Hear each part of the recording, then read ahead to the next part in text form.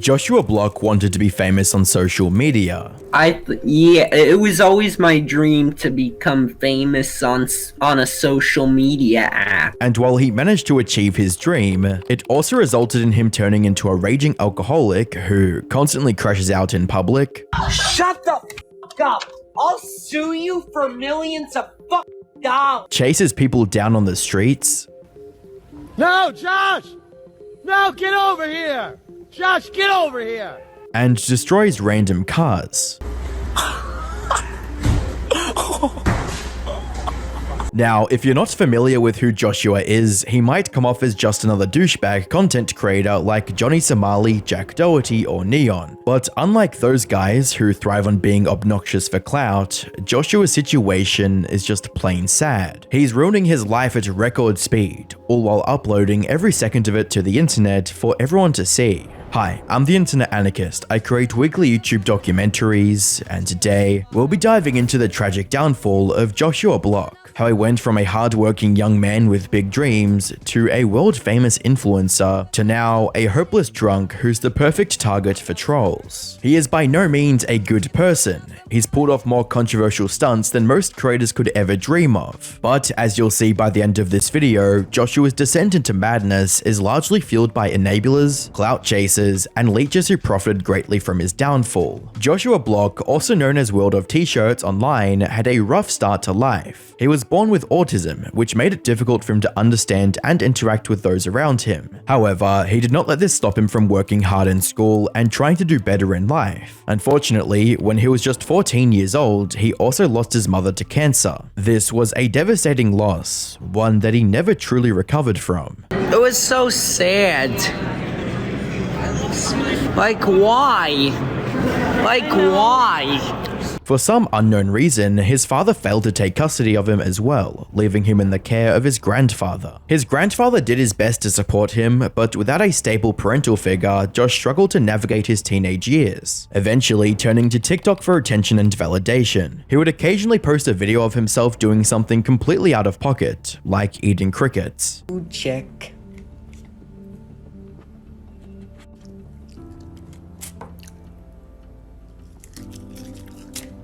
But his proper TikTok career didn't start until he uploaded a video captioned, "When McDonald's gets my order wrong," at the height of the pandemic in September of 2020. It was a simple video of him badly lip-syncing to a song composed entirely out of swear words. From there, he continued posting on the platform almost daily, and even made a video promoting the variety of content on his account. WorldOfTshirts is one of the few variety accounts on here. Most accounts focus on one niche, whether it's dance, lip sync. I do everything. It wasn't long before his daily grind started paying off. He started seeing hundreds of thousands of views on every video he uploaded, regardless of its content. However, he didn't see mainstream levels of success until March 14th, 2021, when he uploaded a video of himself loudly singing Empire State of Mind in the middle of New York City. This went viral almost immediately, garnering tens of millions of views and turning Josh saying, In New York! into a meme. The video currently has over 7.6 million likes and is still one of the most viewed videos on his account. It's got popular enough to get Josh featured on a billboard in Times Square. And this is where things started to change for Josh for the better. Unlike countless other TikTok creators who see one viral video and then fade into obscurity, many people who became familiar with Josh stuck around. They found his off-key singing and sincere personality quite endearing. Many were also quite amused by his complete lack of shame in public, with a comment with over 100,000 likes writing, "The bravery you have to stand there and sing in front of those people, I couldn't do it." Later, a YouTube channel by the name of Apex Primary also uploaded a 15-minute long documentary on Joshua's life, titled "This Is My City: The Story of Josh Block Becoming TikTok Famous." This gave his fans more insight into his personal life, including accounts from his grandfather and high school teachers about how hardworking he was. Has really come so far, and just knowing his background and knowing, where he came from and the hurdles that he's had to jump over in his life. Like I said, it hasn't been easy, for him.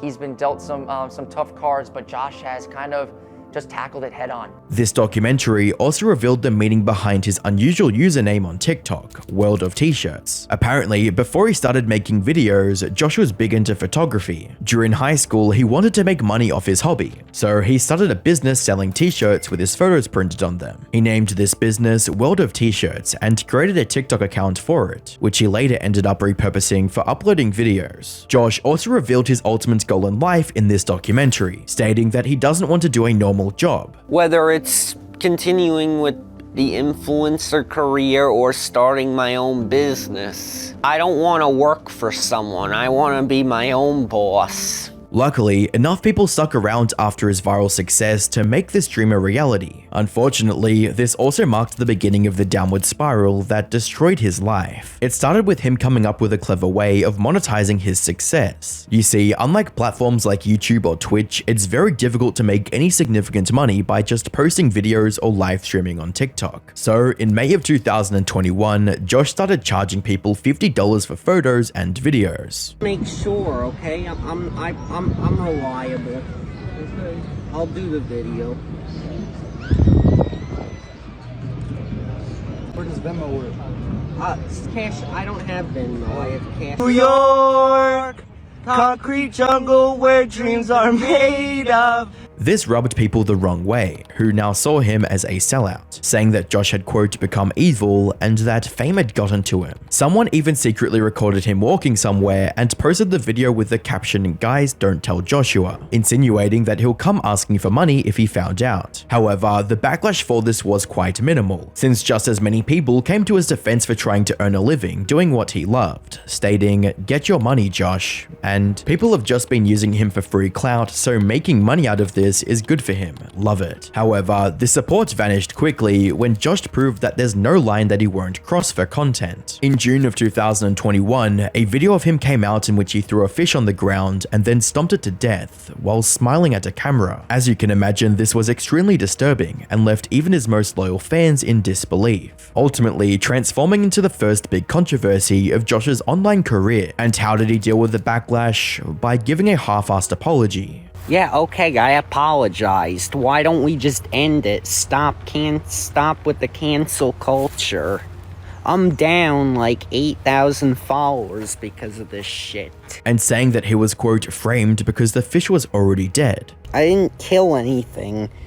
It was dead already. He framed me. He completely ignored the cruelty of what he did and just said sorry to hopefully stop losing more followers. His true feelings, on the other hand, were apparent from the comments he left on the original video, stating, "I can't freaking believe that you would post this and ruin my reputation. If you don't remove it, I will call the police for bullying me. What you're doing is slander, cease and desist. You can't be creative on your own, so you're exploiting me. I will also get your TikTok account banned if you don't remove this." Put simply, he was getting full of himself, something his viewers noticed as well. This resulted in his main account getting banned from TikTok, forcing him to make another apology.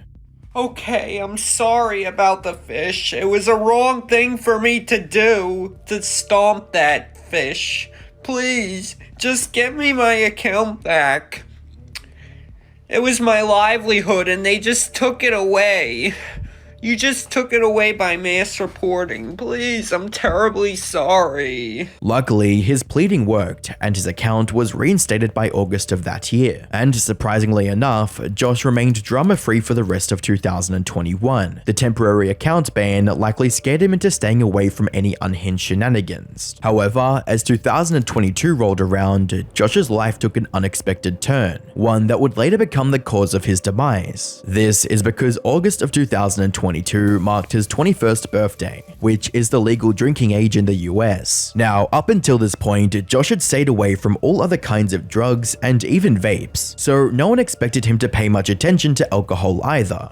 Unfortunately, they couldn't have been more wrong. It started slowly with a few drinks here and there, but quickly spiraled into a crippling addiction. His content went from doing silly things in public, New York, Concrete jungle where dreams are made of. To consuming copious amounts of alcohol in every single video he posted, often multiple times a day, and that's where he went off the deep end. As the drinking problem got worse, it started consuming his entire life. He would spend his entire day being drunk, only to chug down even more drinks whenever he felt like it. It wasn't long before all this drinking started getting to his head, making him angrier and more prone to crashing out. An important thing to note about Josh is that while he was always a bit quirky, he was never too aggressive. Most of his fan interactions were positive, and it remained this way until he started drinking in 2022. But once alcohol took over, that all changed. His once goofy and harmless demeanor started shifting into something more erratic, unpredictable, and at times outright hostile. Take that! He started crashing out during almost every single stream for various reasons, like whenever someone said the phrase "put the fries in the bag" or something even remotely similar, he would get triggered and chase them through the streets. Put the fries in the bag. Shut up! Oh my god. Josh, put the fries in the bag. Put the fries. Put the fries in the bag, Josh. Put the fries in the bag, Josh. Yeah!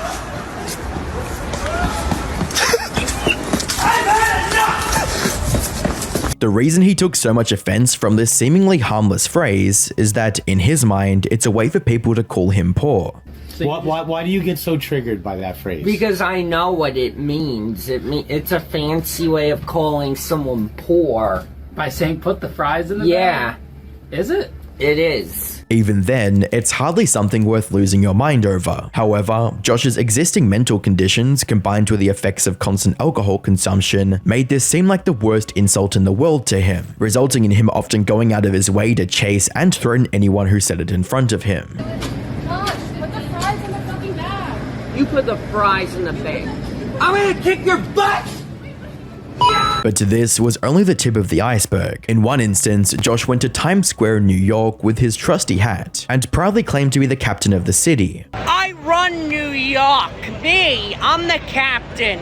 I run the city now. Me. This is my city. I'm the captain of this ship. This wasn't his first time making such a declaration, and likely wasn't going to be the last. Now, if he had posted something like this just a year ago, most people would have laughed it off as yet another silly and fun thing he came up with. But by this point, most of his fans knew about his alcoholism problem. They quickly realized that these were nothing more than the ramblings of a drunk man, with one of the top comments putting this into words, reading, "I think he had too much to drink." Unfortunately, this was one of his more tame outbursts. The alcohol was decimating his mental stability, causing him to lash out at everyone around him, and even going as far as calling people the N-word without a second thought. I can't go to jail. I won. Oh, f*** you. And what I've shown you so far are just a handful of the many examples of Joshua Block crashing out in public. There is literally hours of footage showing him flipping out at someone, swearing at them, and chasing them in the streets. And while some people still find this hilarious, like this one person who posted a comment under his compilation stating 58 minutes of pure gold, many still recognize what his situation really is, incredibly tragic and sad. With one person writing, "I just recently started the road to recovery from severe alcoholism, and watching Joshua deteriorate while people encourage and laugh at it has been pretty sad." Another person shared a similar sentiment with a personal anecdote, stating, "This is really sad. I know a girl with autism who acts exactly like this. Even the pattern of speech and facial expressions are identical. People like this really need a good influence and a little guidance to flourish. The girl I know has an okay support system and seems to be doing well. This poor kid has been failed by everyone." Sadly, this empathy from some of his fans hasn't stopped him from doing things that are just plain wrong, from kicking strangers in public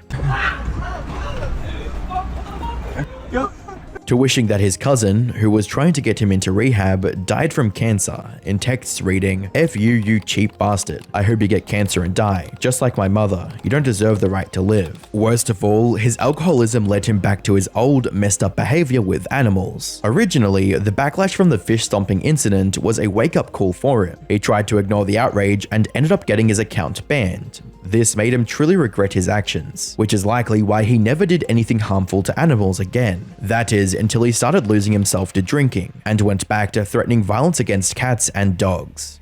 Let's stomp on a blue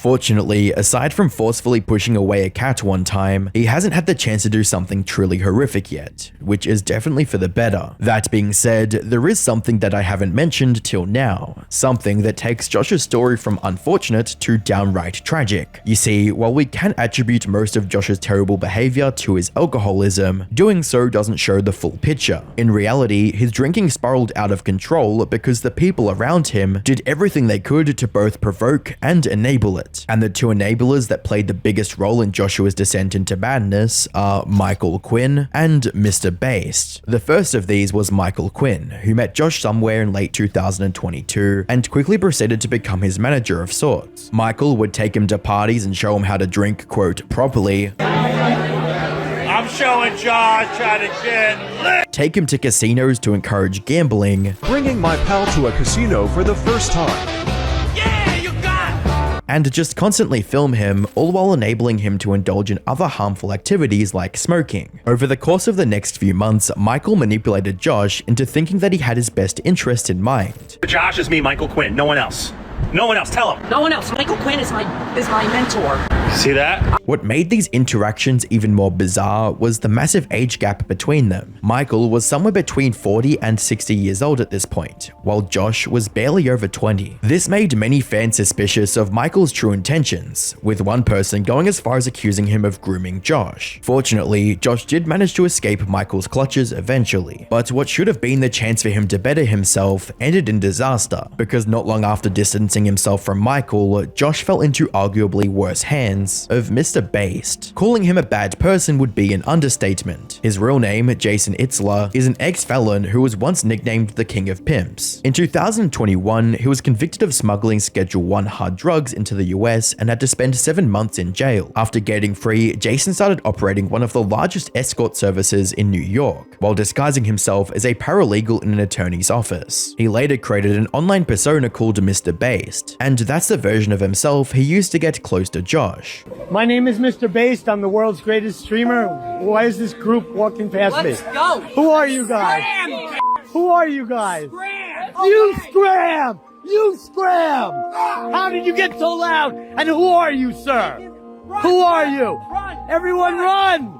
Mr. Based on YouTube! From there, he would begin to use Josh for content, by constantly featuring him on his streams and filming his crash outs just to keep the views and subsequently the money flowing.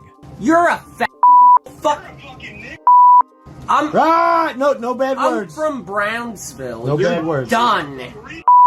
You fucking loser. Ashburger. You're a You mess with. You're a peasant. I make $5,000 a month, bitch. And just like Michael, Jason hasn't shied away from supplying Josh with all the alcohol he could ever need. Oh my God! He just threw his drink on me. All right, now you've got problems, young man.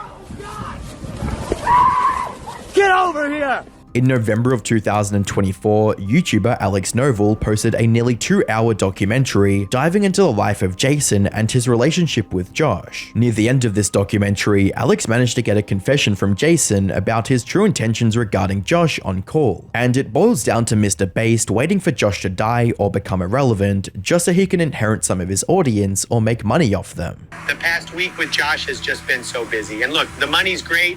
I'm not complaining about the money, but eventually this whole Josh era is going to end. He's going to move on soon and be done with me. I feel it, you know? No, I get what you're saying. I'm like a psychic. You know, I can feel this shit coming. I can't wait to be done with this kid, honestly. I know the content is great, but Josh's audience has to see how I'm so much more interesting than him, right? Like, No. they get that Josh is boring without me now, shouldn't they? You think I could get like 1/10 of his followers to stick around and pay? I think so, yeah. I mean, they're already paying you, aren't they? He is blatantly taking advantage of a vulnerable young man without a hint of remorse, and Josh's audience hates him for it. What's even more sad is that Mr. Bass knows exactly what he's doing. He's convinced Josh that he's the only person who knows what's best for him, so any attempt from the audience to convince him of Mr. Bass' manipulation has ended up being completely futile. Mr. Bass, how does it feel to exploit a young, disabled person like Josh for abuse? Disabled? Just go to rehab, just go to rehab, Josh, go to rehab, Disabled? Josh, go to rehab, Josh, go to rehab, Josh, go to rehab, Josh, go to rehab, Josh. Disabled! I'm gonna fucking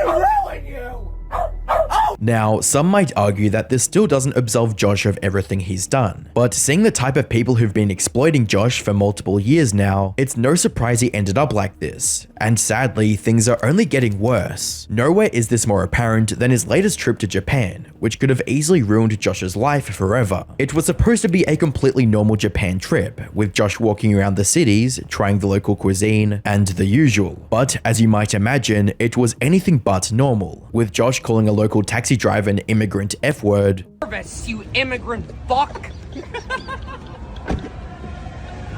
talking about looking for a dog to eat, having a meltdown on the street, Let's get this lens clean. Put the fries in the bag. Ah! I didn't say it. It wasn't me. Who did? Yes, you did! I need 400 grams! hitting and threatening locals, Hey, you can't say that! So what? Oh! I'm gonna kill you! Whoa. getting citizens arrested, Breathe! I can't breathe! and finally getting handed over to the police. One wrong move and he could have easily ended up like Johnny Somali, trapped in a foreign country because of his antics. Fortunately, he was let go with just a warning, and unlike Johnny Somali, who would have tried to push his luck, Josh made the right decision and returned to the US immediately. Sadly, avoiding Japanese prison doesn't matter one bit when he's already speedrunning the destruction of his life. After years of constant drinking, Joshua is on the brink of complete physical and mental collapse. He's severely depressed to the point of trying to end it all by jumping onto train tracks. Josh, have a seat, bro. You don't want to do this, bro. You're okay. You're okay. You're not He's also starting to show signs of schizophrenia, like hearing phantom voices. Who said that? Not to mention his physical health, which is just as bad, if not worse. So, is there any hope left for Joshua's survival? In theory, yes. He still has the option to quit everything, go to rehab, and turn around his life for the better. Unfortunately, figures like Mr. Based still have a chokehold on his decision making, and him quitting content creation to pursue a healthier lifestyle goes against everything they want. And if that's not bad enough, he's now hanging out with the likes of Jack Doherty as well. So while he has the chance, it would take a miracle for him to actually turn things around.